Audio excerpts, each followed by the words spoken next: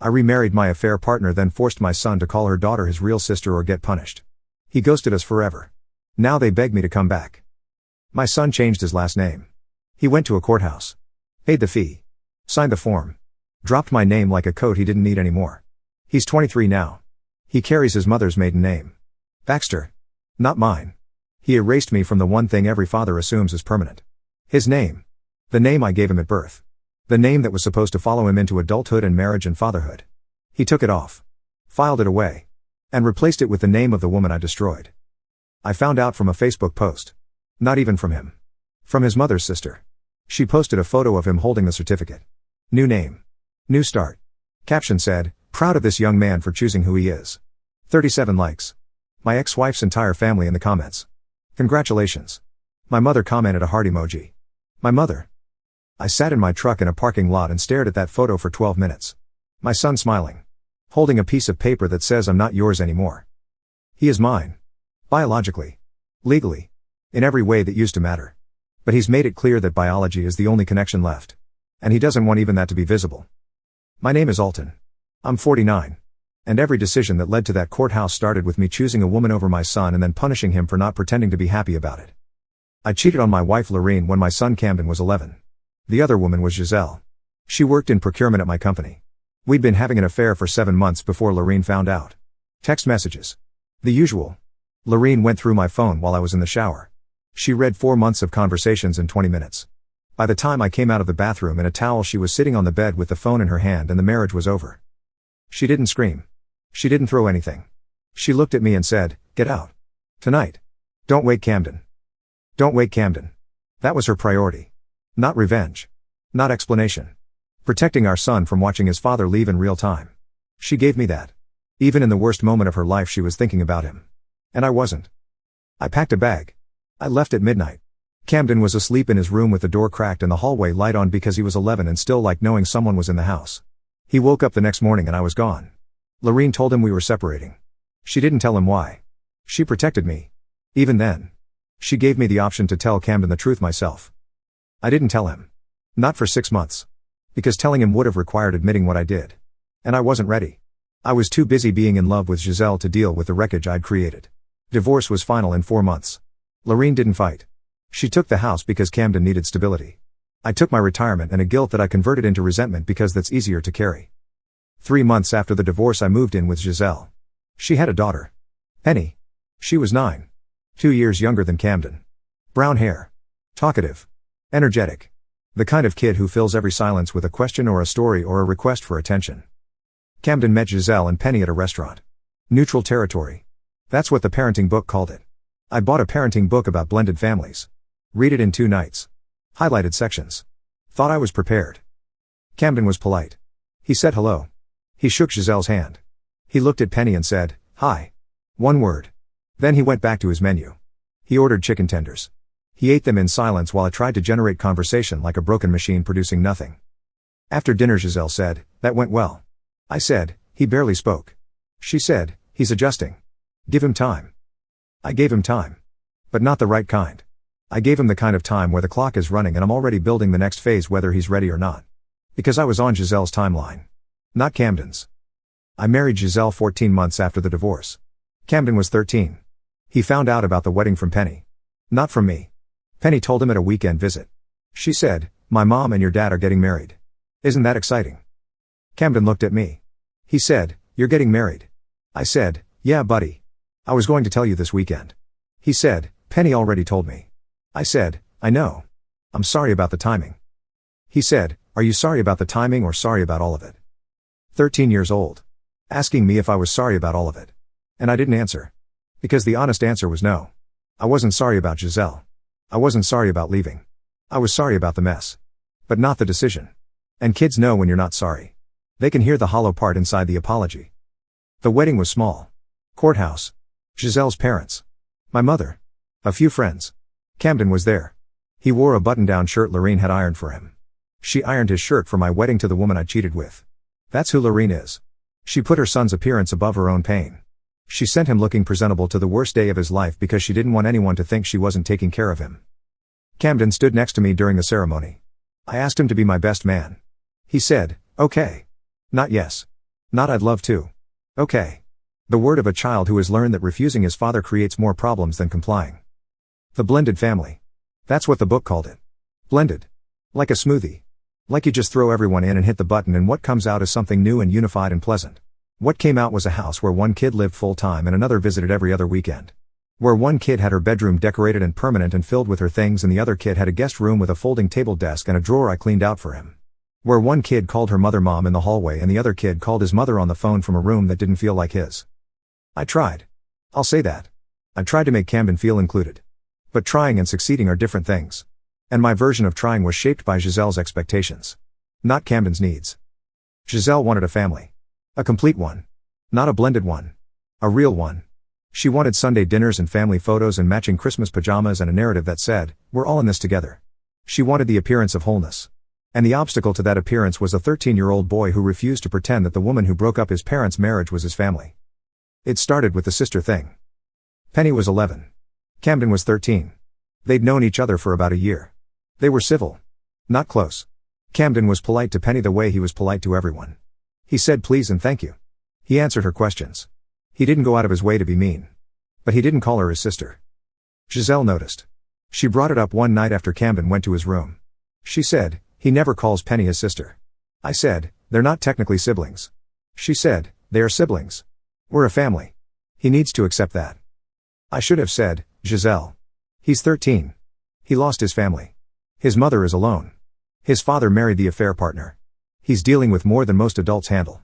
Give him space. I didn't say that. I said, I'll talk to him. I went to Camden's room. I sat on the edge of the bed. I said, hey buddy. I want to talk about something. He said, what? I said, I've noticed you don't call Penny your sister. He looked at me. He said, she's not my sister. I said, she is now. Giselle and I are married. That makes Penny your stepsister. And in this house we're a family. He said, she's your wife's daughter. She's not my sister. I have a mom. And this isn't my family. This is yours. That landed hard. Because it was true. This family was mine. I built it. On the ruins of the one I destroyed. And I was asking my son to move into the rubble and call it a house. I said, Camden. I need you to make an effort. Penny looks up to you. It would mean a lot to her and to Giselle if you treated her like a sister. He said, I treat her fine. I'm nice to her. But I'm not going to call her my sister because she's not. I already have a family. You left it. I went back to Giselle. I told her what he said. She was upset. She said, he's rejecting Penny. He's rejecting me. This can't continue. He needs to understand that this is his family now and he has to participate. I said, what do you want me to do? She said, set expectations. If he can't call Penny his sister then there need to be consequences. He can't just come here every other weekend and act like a guest. He's part of this family or he's not. Consequences. For a 13-year-old. For not calling his stepfather's affair partner's daughter his sister. I did it anyway. Because Giselle was next to me every day and Camden was next to me every other weekend and the person next to you daily always has more influence than the person you see twice a month. That's not an excuse. That's the mechanics of how I failed. I told Camden. I said, in this house Penny is your sister. I expect you to treat her that way. If you can't do that then we're going to have to talk about privileges. He said, what privileges? I said, phone time. Screen time. Going out with friends on my weekends. He stared at me. 13 years old. Being told that his phone and his freedom depended on performing a family relationship he didn't choose. With a girl he didn't ask for. In a house he didn't want to be in. He said, you're punishing me for not pretending. I said, I'm not punishing you. I'm setting expectations. He said, what's the difference? I didn't have an answer. Because there was no difference. It was punishment. Dressed up as parenting. Enforced by a man who had no moral authority to demand loyalty from a child he'd already abandoned once. Camden was 14. Friday night. My weekend. Giselle organized a family movie night. Popcorn. Blankets. The whole setup. She said to Penny, go ask your brother if he wants to pick the movie. Penny ran to Camden's room. She knocked. She said, hey brother. Want to pick the movie? Camden opened the door. He said, I'm not your brother. Please stop calling me that. Penny's face. She was 11. She didn't understand the politics. She just knew the boy down the hall didn't want to be her brother and it hurt her feelings. She started crying. Not loudly. The quiet kind. The kind that's worse because it means the child has already learned to cry without making too much noise. Giselle came down the hallway. She saw Penny crying. She said, what happened? Penny said, He said he's not my brother. Giselle looked at me. The look said, handle this now. I went to Camden's room. I said, you made Penny cry. He said, I told her the truth. I said, the truth doesn't have to be cruel. He said, it's not cruel. It's accurate. She's not my sister. You married her mom. That doesn't make us family. That makes us people who share a hallway. I said, Camden. You're grounded. No phone for the rest of the weekend. No going to Devon's house tomorrow. He looked at me. Not angry. Resigned. The look of a child who has given up expecting fairness from the person who's supposed to provide it. He said, you're grounding me for not lying. I said, I'm grounding you for hurting Penny's feelings. He said, her feelings matter more than mine. Got it. He closed the door. I stood in the hallway. Giselle came up behind me. She said, thank you. He needs to learn. I nodded. He didn't need to learn. He already knew everything he needed to know. He knew his father chose a new family. He knew his father's new wife wanted him to perform. He knew that refusing to perform meant punishment. And he knew that nobody in that hallway was going to choose him. He was right. Camden was 15. The incidents accumulated. Grounded for not sitting next to Penny at a restaurant. Screen time removed for correcting Giselle's mother who called them siblings at Thanksgiving. Weekend plans cancelled because he told a cousin at a barbecue that Penny was his dad's stepdaughter, not his sister. Each punishment was small. Each one was justified in the moment by a logic that said, he's being difficult. He's being disrespectful. He needs to adapt. But accumulated over 2 years, the message was clear. Your feelings don't matter. Your truth doesn't matter. Perform or be punished. Camden was 16. He stopped coming. It wasn't dramatic. There was no blow up. No final argument. No door slam. He just stopped. His weekends with me went from every other to once a month. Then once every 2 months. Then nothing. Lorene called me. She said, Camden doesn't want to come to your house anymore.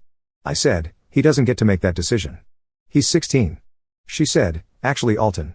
He does. He's old enough to decide. And I'm not going to force my son into a house where he gets punished for being honest about his feelings. I said, he's being stubborn. She said, he's being broken. And you're the one breaking him. Every time he comes to your house he comes home quieter. He comes home smaller. He told me last week that he feels like a prop in your new family's photo and he doesn't want to be in the picture anymore. A prop. My son called himself a prop. I said, that's dramatic. Lorene said, Alton. You grounded him for not calling Penny his sister.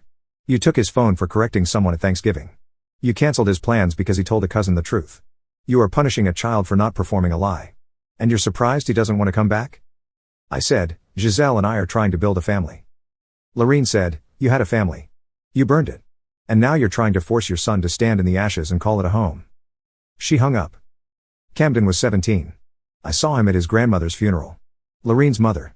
He stood across the room. He'd grown. Taller than me now. He was wearing a suit. He looked like a man. Not the boy who used to crack the bedroom door. I walked up to him. I said, Camden. He looked at me. He said, hey. Not Dad. Not sir. Hey. The way you greet someone you used to know. I said, how are you? He said, fine. I said, I miss you. He said, okay. Okay. The same word he used at my wedding. The word of compliance without connection. The word my son uses when he's decided that giving me more than one syllable costs more than I'm worth. Penny was there. 14 now. She walked up to Camden. She said, hi Camden. He said, hi Penny. She said, I'm sorry about your grandma. He said, thank you. Polite. Civil. Distant. The way he's always treated Penny. With the respect of a stranger. Not the warmth of a sibling. Because she was never his sibling. And no amount of grounding was going to change that. Camden was 18. He graduated high school. I wasn't invited. I found out about the ceremony from Facebook. Photos of Camden in a cap and gown. Lorene on one side. Lorene's sister on the other. His friends. His teachers. No mention of me. I called him. For the first time in months. He answered. I said, congratulations. He said, thanks. I said, I wish I could have been there. He said, you could have been there a long time ago. You chose not to be. I said, I didn't choose this. You stopped coming. He said, I stopped coming because you made your house a place where I had to lie to be welcome. I stopped coming because every weekend was a performance and the ticket price was my honesty. I stopped coming because you punished me for not pretending that the woman you cheated with was my family and her daughter was my sister. I didn't stop coming because I stopped loving you. I stopped coming because you stopped earning it. He hung up. That was the last full conversation we had. Camden was 20. College. He didn't tell me where. I found out from my mother, who still talked to Lorene. He was studying engineering. Lorene was helping with tuition from the sale of her mother's house. My child was being funded by a dead woman's estate because his father was spending money on a new family's vacation photos. Camden was 23. The name change. Baxter. His mother's name. Posted on Facebook by his aunt. 37 likes. My mother's heart emoji. The courthouse certificate held up like a trophy. I called my mother. I said, "You like that post?" She said, "I did." I said, "He dropped my name." She said, "I know." I said, "You're okay with that?" She said, "Alton. You punished that boy for years because he wouldn't play pretend in your new house. You grounded him for telling the truth. You took his phone for having feelings. You chose Giselle's comfort over your son's pain every single time it was presented to you. And now you're surprised he doesn't want your name." I said, "I was trying to build something." She said, "You were trying to replace something. There's a difference. Camden wasn't a piece that didn't fit in your new puzzle. He was a whole person with a whole life and a whole heart, and you tried to sand down his edges until he fit into the shape Giselle wanted. And when he refused to be sanded, you punished him. And when the punishment didn't work, you lost him. And now you're standing here asking me why I liked a Facebook post." She said, "I liked it because that boy survived you. And I'm proud of him." My mother. Proud of my son. For surviving me. Her own son. Giselle. Let me tell you about Giselle. She knows what happened. She's watched the slow evaporation of my relationship with Camden for a decade. She's heard every phone call I've made. She's seen every unanswered text. She's watched me scroll through his social media looking for evidence that he's alive. Last month she said, "Maybe you should reach out again." I said, "He doesn't respond." She said, "Write him a letter." I looked at her. I said, "Giselle, do you understand that he left because of the rules you wanted me to enforce?" She got quiet. She said, "I wanted us to be a family." I said, "We were never going to be his family. You were never going to be his mother. Penny was never going to be his sister. And every time I punished him for saying that out loud, I proved him right. That this house was yours. Not his. Not mine. Yours." She said, "That's not fair." I said, "Fair. You asked me to ground a 13-year-old for not calling your daughter his sister. You asked me to take a 14-year-old's phone for making an 11-year-old cry by telling the truth. You asked me to cancel a teenager's plans for correcting a relative at a barbecue. And I did all of it. Every time. Because I chose you over him. Every single time." She didn't respond. She went to the bedroom. Closed the door. I sat on the couch in a house that my son hasn't entered in 7 years. Penny is 21 now. She's in college. She's fine. She has her mother. She has this house. She has the family photo on the mantle that Camden was never willing to stand in. She texted me last week. She said, "Alton, I want you to know something. I never needed Camden to call me his sister. I just wanted him to like me. And every time you punished him for not using that word, he liked me less. Not more. Less. You didn't build a family. You built a wall between me and the only stepbrother I'll ever have. And I blame you for it. Not him. You." A 21-year-old. Giselle's own daughter. Telling me that I ruined her chance at a relationship with Camden by trying to force it. I didn't respond. Because she was right. They all are. My mother. Lorene. Camden. Penny. Every person who watched me try to manufacture a family out of guilt and control instead of patience and respect. Camden has a girlfriend. I know because my mother showed me a photo. He looked happy. Arm around her. At a park. Smiling the kind of smile I haven't seen since he was 10. Since before I left. Since before Giselle. Since before Penny. Since before the hallway punishments and the confiscated phones and the forced vocabulary. He's happy. Without me. That's the sentence I have to live with. He didn't need my name. He didn't need my weekends. He didn't need my house or my rules or my new wife's version of what family should look like. He needed one thing. He needed his father to look at him and say, "You don't have to call her your sister. You don't have to pretend. You just have to be yourself, and that's enough for me." I never said that. Not once. In 7 years. I never told my son that his feelings were valid. I never told him that his grief over the divorce was real. I never told him that refusing to perform was brave. I told him to comply. I told him there would be consequences. I told him that this was his family now. And he said no. At 13. At 14. At 15. At 16. At 17. At 18. Every year. The same answer. Quieter each time. Until the answer wasn't no anymore. It was nothing. Just absence. Just a name change. Just a courthouse certificate held up in a photo with 37 likes. I check his social media every day. He posts once a week. Sometimes twice. Photos with friends. The girlfriend. A graduation. A job announcement. An apartment with a balcony. A life that is full and real and completely free of me. His bio used to say Camden followed by my last name. Now it says Camden Baxter. 2 words. The second one is his mother's. The woman who ironed his shirt for my wedding. The woman who protected my reputation when she could have destroyed it. The woman who raised our son alone while I was down the hall punishing him for not lying. I wanted a family. I got one. Giselle and Penny in a house with a photo on the mantle and Sunday dinners and matching Christmas pajamas. I also got a son who changed his name. Who doesn't answer my calls. Who graduated without me. Who moved without telling me. Who fell in love without introducing me. Who built a life that I am not in and will probably never be in. I remarried my affair partner. I forced my son to call her daughter his real sister. I punished him when he refused. I did this for years. And he left. Not with a scream. Not with a fight. Not with a letter or a speech or a scene. He just stopped coming. And then he stopped carrying my name. And the quietest exit is always the one that echoes the longest.